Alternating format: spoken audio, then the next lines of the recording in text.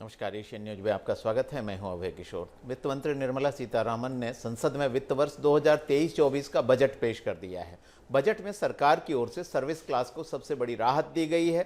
सरकार ने पुरानी टैक्स व्यवस्था को खत्म करने के साथ ही नया टैक्स स्लैब लागू कर दिया है। टैक्स स्लैब को बढ़ाकर 5 से 7 लाख रुपए तक कोई अब आयकर नहीं लगेगा। जो इनकम टैक्स छूट की सीमा है उसे बढ़ाकर 7 लाख कर दिया गया है। इसके साथ ही वित्त मंत्री निर्मला सीतारामन ने अपने बजट भाषण में कृषि, शिक्षा, गरीबों के लिए अहम ऐलान किए हैं। मंत्री की ने जो बजट में सप्तर्षि की चर्चा की है, वित्त मंत्री के जो सप्तर्षि हैं उसमें 7 आधार बताए गए हैं बजट को, जिसको विकास का आधार बनाया गया है। वित्त मंत्री ने कहा है कि समावेशी विकास इस सप्तर्षि का पहला चरण होगा। इसके साथ ही वंचितों को वरीयता दी जाएगी, बुनियादी ढांचे और निवेश को बढ़ावा दिया जाएगा, क्षमता का विस्तार किया जाएगा। साथ ही उन्होंने ग्रीन डेवलपमेंट या हरित विकास की चर्चा की है, जहां कार्बन उत्सर्जन को नेट जीरो के लेवल पर लाया जाएगा। युवा शक्ति पर खास फोकस है और इसके साथ ही वित्तीय क्षेत्र पर भी फोकस है। अगर हम आज के बजट की मुख्य बातों पर चर्चा करें तो सबसे बड़ा जो लाभ इस बजट में दिखाई देता है वो मिडिल क्लास को दिखाई देता है। जो इनकम टैक्स पेई हैं उनके लिए छूट की सीमा बढ़ाकर अब 7 लाख कर दी गई है। पहले ये सीमा 5 लाख तक थी, यानी अगर आपकी आमदनी 5 लाख है तब तक इस पर कोई कर नहीं लगता था। अब इस सीमा को बढ़ाकर 7 लाख कर दिया गया है। इसी तरह टैक्स स्लैब की जो अलग अलग दरें थीं उनमें बदलाव किया गया है। अब 0 से लेकर 3 लाख तक की इनकम पर कोई टैक्स नहीं है। 3 से 6 लाख तक की टैक्सेबल इनकम पर 5%, 6 से 9 लाख की इनकम पर 10%, 9 से 12 लाख पर 15%, 12 से 15 लाख पर 20% और 15 लाख से अधिक की आमदनी पर 30% टैक्स स्लैब का ऐलान किया गया है। बजट में और भी बहुत सारी चीज़ों की घोषणा की गई है। मसलन डिजिटल लाइब्रेरी की चर्चा की गई है, जिसमें national book trust, children book trust और तमाम जो संसाधन हैं उनको समन्वित करके एक डिजिटल लाइब्रेरी बनाई जाएगी, जिसका फ़ायदा बच्चों और किशोरों को मिल पाएगा। वित्त मंत्री निर्मला सीतारामन ने कहा कि कोरोना काल में जो पढ़ाई की क्षति हुई, जो ज्ञान अर्जन की क्षति हुई, उसको पूरा करने में डिजिटल लाइब्रेरी खास भूमिका निभाएगी। इसके साथ ही अगले 3 साल में 740 एकलव्य स्कूलों की भी बात की गई। इनके लिए 38,300 टीचर्स और सपोर्ट स्टाफ नियुक्त किए जाएंगे। 3.5 लाख आदिवासी छात्रों को इसका फ़ायदा मिलेगा। देश में 157 नए नर्सिंग कॉलेज खोले जाएंगे। एमएसएमई को सपोर्ट दिया जाएगा। छोटे और मझोले उद्योगों को राहत देने के लिए और विवादों के निपटाने के लिए स्वैच्छिक समाधान योजना भी लाई जाएगी।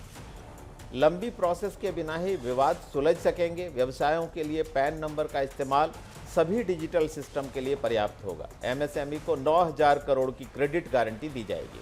इससे उन्हें 2 लाख करोड़ रुपए का एक्स्ट्रा कोलेटरल फ्री क्रेडिट मिल सकेगा। यह स्कीम 1 अप्रैल 2023 से यानी नए वित्त वर्ष में लागू की जाएगी।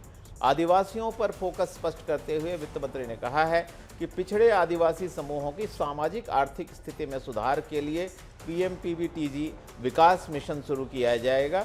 इससे बस्तियों में बुनियादी सुविधाएं दी जाएंगी। 15,000 करोड़ रुपए इसके लिए आवंटित किया गया है।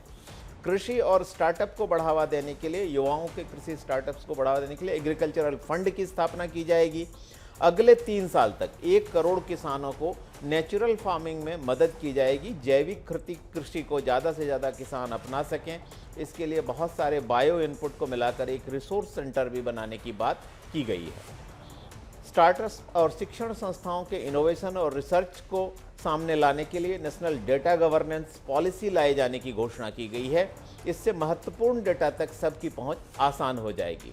युवा अंतर्राष्ट्रीय अवसरों के लिए तैयार हो सकें, इसके लिए अलग अलग राज्यों में 30 स्किल इंडिया इंटरनेशनल सेंटर बनाए जाएंगे। प्रधानमंत्री कौशल विकास योजना का 4था फेज भी लॉन्च किया जाएगा। 5G को बूस्ट करने के लिए 5G सर्विसेज पर चलने वाले ऐप डेवलप करने के लिए इंजीनियरिंग संस्थानों में 100 लैब बनाए जाने की घोषणा भी वित्त मंत्री ने इस बजट भाषण में की है।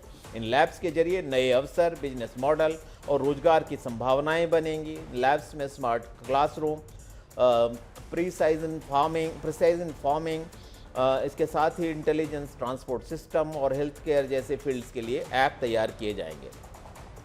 तो ये बजट की मुख्य बातें थी, लेकिन इसकी सबसे बड़ी बात जो है वो आयकर दाताओं को छूट चूंकि ये वित्त मंत्री का आखिरी पूर्ण बजट इस मोदी सरकार के दूसरे कार्यकाल का था, इसलिए इस बजट की ओर सभी की निगाहें थीं और ऐसा माना जा रहा था कि इस बजट में कुछ लोक लुभावन वायदे किए जा रहे हैं। हमारे साथ कई मेहमान जुड़ेंगे और हम समझने की कोशिश करेंगे कि इस बजट से उनको क्या फ़ायदा हुआ। हमारे साथ सीए भी जुड़ेंगे जो समझाएंगे कि इनकम टैक्स के लिए जो घोषणाएं की गई हैं, नया रिजीम जो है उसमें जो छूट की घोषणा है और नए स्लैब की घोषणा की गई है वो कैसी होगी और उसका लाभ कैसे मिलेगा। साथ ही हमारे साथ पारसनाथ साहू जी जुड़े हैं, किसान हैं, किसान नेता हैं। सबसे पहले उनसे ही चर्चा करेंगे और उनकी पहली प्रतिक्रिया लेंगे कि उनको ये बजट कैसा लगा। पारसनाथ जी, किसानों को बड़ी उम्मीद थी बजट से, कैसा रहा बजट आपके लिए? नहीं, हम किसानों को बिल्कुल उम्मीद नहीं था जी।